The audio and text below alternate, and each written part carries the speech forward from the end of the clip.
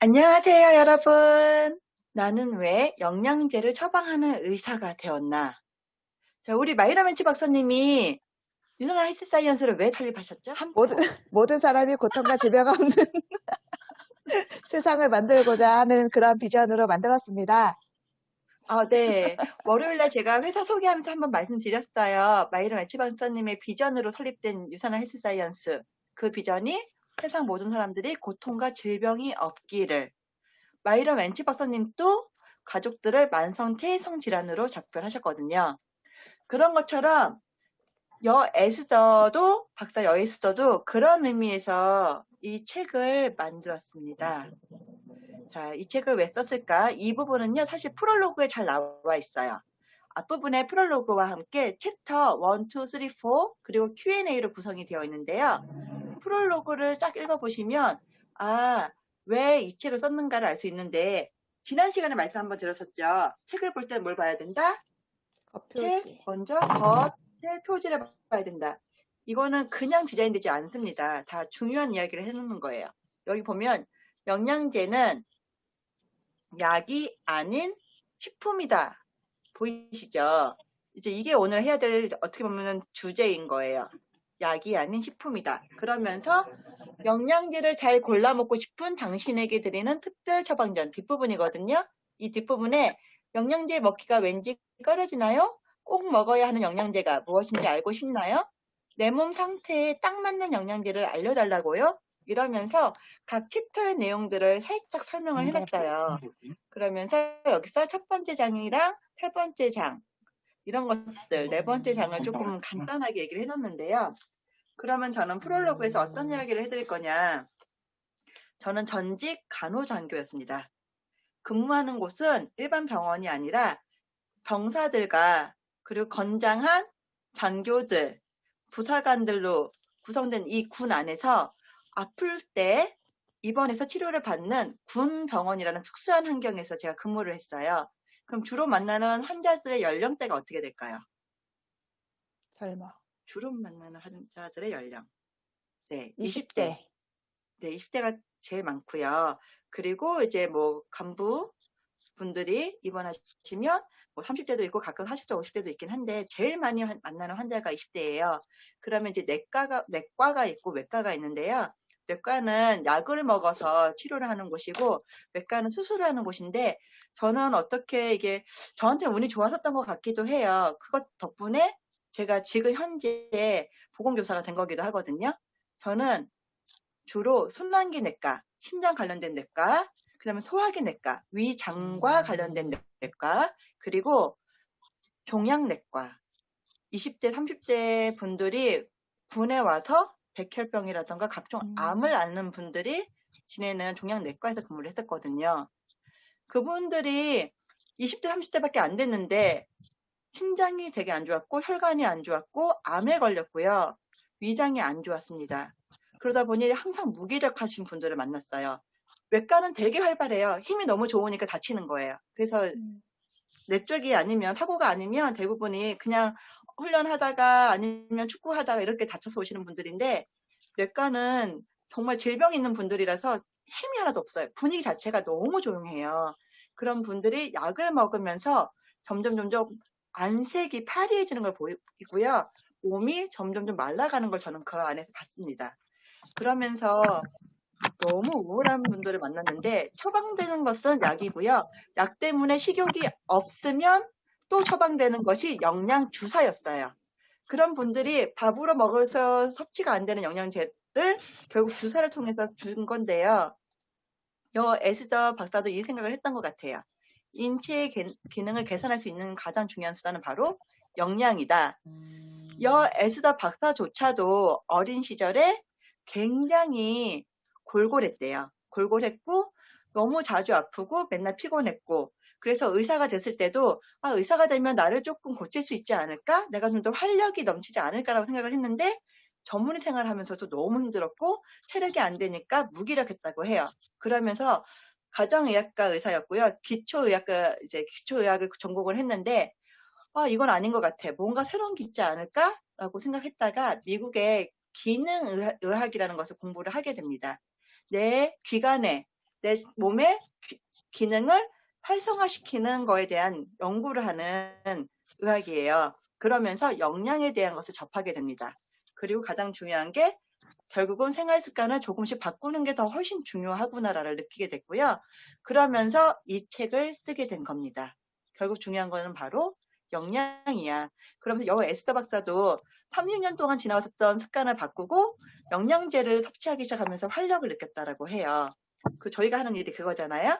영양제에 대한 정보를 드리고 이분들이 활력 넘치는 삶, 고통과 질병이 없는 삶을 살 수 있도록 저희가 지금 하고자 하는 일이 그건데요. 그것을 뒷받침해 주는 것이 여기 있습니다. 여러분 많이 보시는 거예요. 그쵸? 이게 뭔가요? 5대 영양소? 네. 네, 하버드 대학의 음식 피라미드라는 건데요. 미국에서도 성인병이 너무 심했어요.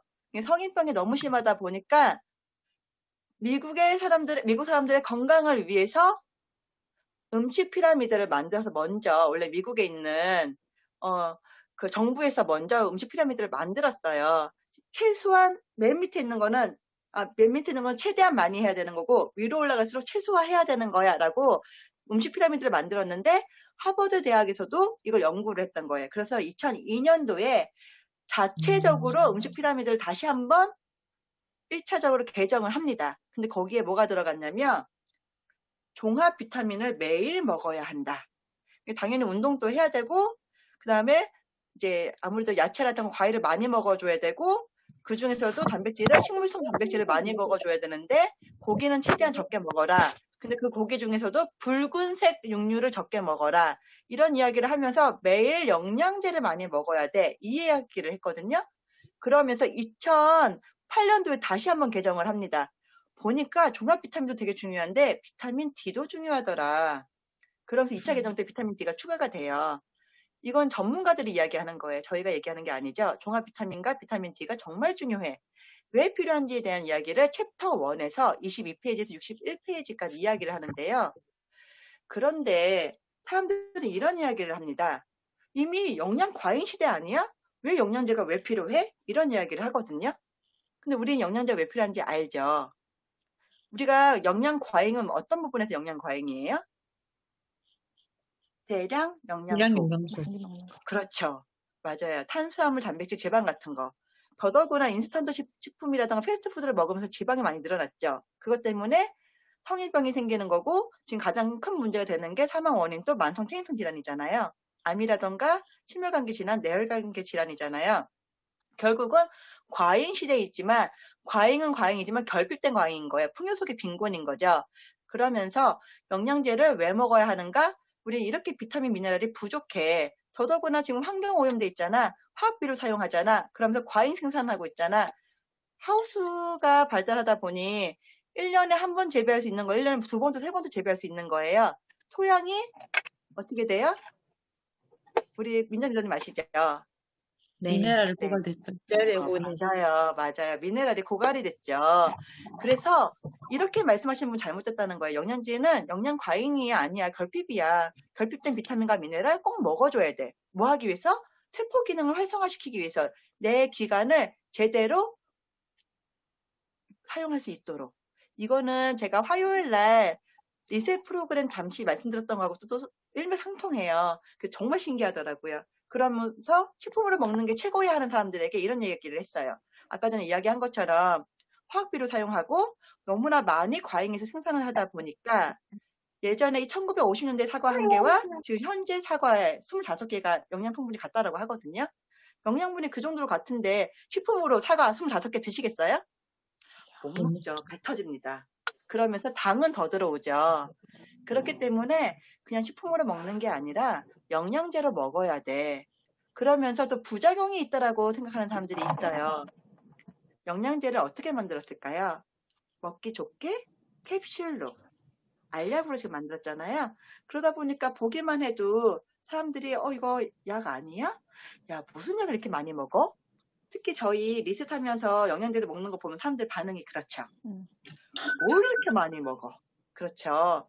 그런데 많이 먹어서 너 혹시 간에 문제 생기는 거 아니야? 너 많이 먹어서 혹시 다른 데 문제 생기는 거 아니야? 라고 하지만 영양제는 부작용이 있나요? 없어요. 네, 맞습니다. 부작용이 없어요. 왜냐하면 식품 원료들을 가져다가 먹기 좋게 알약으로 만들었을 뿐이에요. 그리고 가끔 과잉으로 먹으면 문제가 생기는 영양 성분이 있기는 해요. 특히 대표적인 게 비타민 A예요. 그래서 우리 서플리먼트에서 그 3권에 보면은 비타민 A가 만들 수 있는 잠재 독성, 위험성에 대해서 우리 나와 있잖아요. 그런데 비타민 A를 과잉해서 먹었을 때 문제는 만화유를 먹었을 때예요. 근데 우리가 음식을 통해서나 영양제를 통해서 만화유 먹기 힘들거든요. 많이 먹어야 1000에서 2000이에요. 근데 또 우리는 유산화 영양제는 어때요? 베타카로틴. 베타카로틴으로 비타민 A로 전환을 시켜주죠. 합성시켜주고요. 그 합성이 잘 안 되는 사람들을 위해서 비타민 A가 조금밖에 안 들어 있습니다. 그렇기 때문에 부작용이 있는 게 아니고요. 혹여 과잉으로 인한 부작용이 걱정이 된다 해도 그만큼 먹을 수가 없다는 거예요.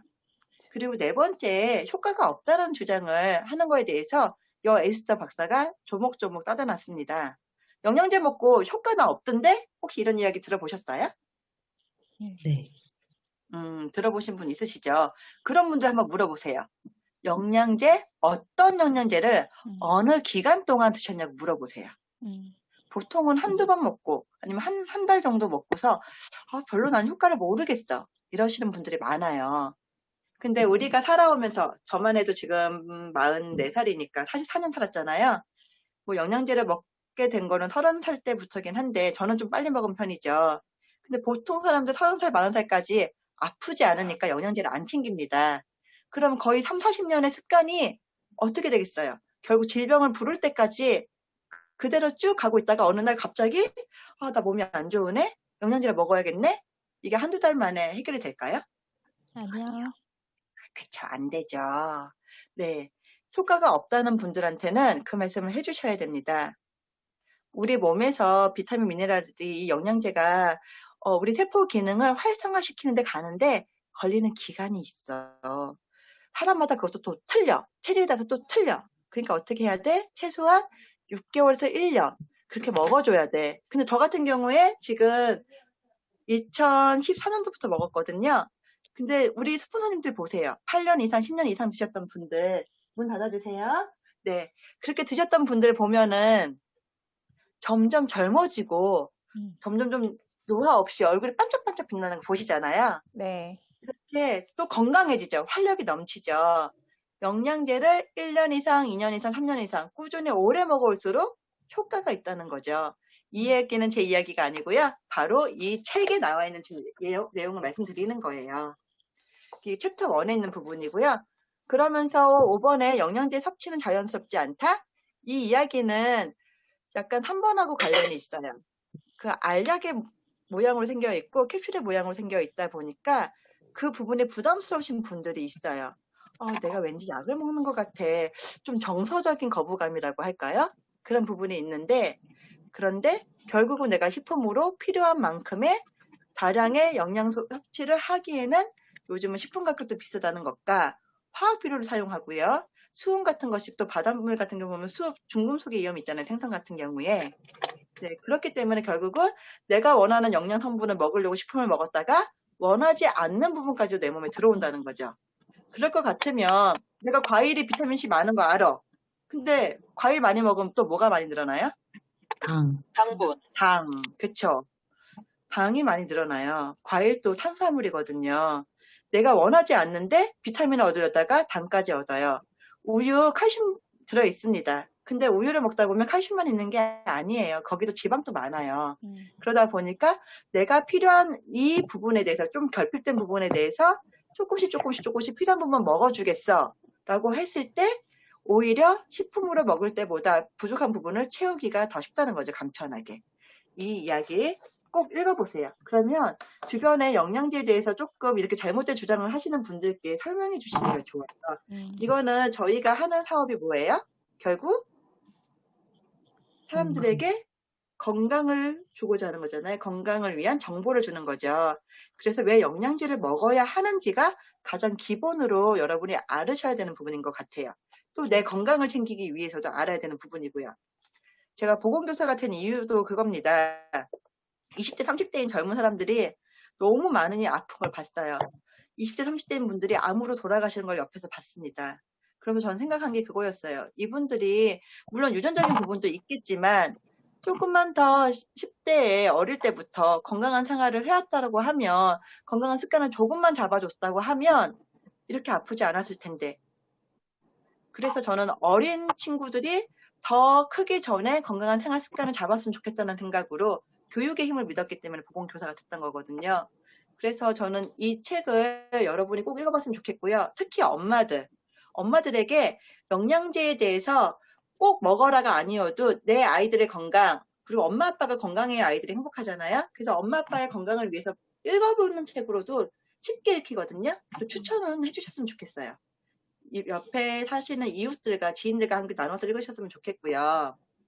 자, 그래서 챕터 3에서는 어떤 영양제를 먹어야 할까에 대한 이야기를 해요. 가장 기본적인 영양제 얘기만 했더라고요. 종합 비타민제에 대한 이야기, 비타민 D, 칼슘, 마그네슘, 오메가3, 프로바이오틱, 비타민 C 이런 이야기를 했습니다. 그런데 우리는 이 영양제의 기본 말고도 또 우리 옵티마이저들 있죠. 각각의 기능들은 우리가 화요일마다 배우고 있기 때문에 영양제에 대해서 설명은 굳이 안 드려도 될 것 같아요. 근데 이제 그거는 좀 아셔야 될 것 같아요. 질병에 걸리신 분들이 물론 질병 치료를 위해서 가장 빠른 방법은 약이에요. 약을 무조건 끊어라. 질병에 영양제가 좋으니까 너 이 영양제만 먹어 할 수 없습니다. 그건 되게 위험한 거고요. 질병이 더 악화되지 않고 조금이라도 더 빨리 회복을 도와주는 데 있어서 이런 영양 성분들이 도움이 돼 라고 말씀을 해주시면 되고요. 특히나 우리는 천연 원료들을 가져다가 그 많은 공정 과정을 거쳐서 영양제를 하나하나 만들어내잖아요. 10년의 기술이 담겨있죠. 그 부분에 대해서 강조를 좀 해주시면 되고요. 각 영양제가 어떤 역할을 하는지는 그냥 화요일날 배우시면 되고요. 한 가지만 말씀드리자고 하면 고지혈증 저희 되게 많아요. 콜레스테롤이 높으신 분들, 그런 분들이, 또 당뇨가 있으신 분들이, 고혈압이 있으신 분들이 약을 드시면 이 약이 코엔자임 Q10 합성을 방해를 합니다. 근데 코엔자임 Q10은 강한 항산화제죠. 그리고 코엔자임 Q10이요, 호모시스테인이라던가 이런 게 생기는 걸 또 막아주는 역할을 같이 해줘요. 근데 호모시스테인은 또 비타민 B군이 부족하면 많이 생기거든요. 무슨 말이냐? 내 혈관에 고혈압 약 드시고 고지혈증 약 드시는 분들이 콜레스테롤 좀 낮춰주고 혈압 좀 낮추려다가 혈관에 혈전이 생길 수 있다는 거예요. 그러면 그 딱지, 피딱지가 생기면 그 피딱지가 혈관을 돌다가 어느 순간 막을 수가 있다는 거죠. 그리고 아니면 피가 잘 통하지 않게 해서 심혈관계 문제를 또 만들 수 있다는 거예요. 뇌병을 치료하려고 하다가 또 다른 병을 만들 수 있거든요. 그게 비타민 B군이 굉장히 큰 역할을 해줍니다. 종합 비타민제는 저는 B군 강조를 되게 많이 해요. 더군다나 요즘 미세먼지도 되게 심하잖아요. 또 도와주고. 그래서 영양제는 다음 시간에 공부하시고요. 이제 마지막 이야기 하나 할게요. 어떤 영양제를 먹어야 할까? 여에스더가 영양제 고르는 법을 설명할 때 사용하는 책이 있어요. 볼까요? 서플리먼트. 네, 맞습니다. 뉴트리션 서플리먼트를요, 저희만 이야기한 게 아니에요. 에스더 박사도 뉴트리션 서플리먼트를 보여주면서 영양제를 고르는 기준을 알려줬어요. 근데 우리 6판에 나와 있어요. 우리 유선 헬스 사이언스의 셀세션즈가 플래티넘 플러스 등급을 받았죠. 이거는 6판에 보면 뒷부분에 각 등급이 어떻게 받아지는지 나와 있거든요. 저번에 이제 회사 소개할 때 말씀드렸지만 저희는 의약품 제조 시설로 등록돼 있잖아요.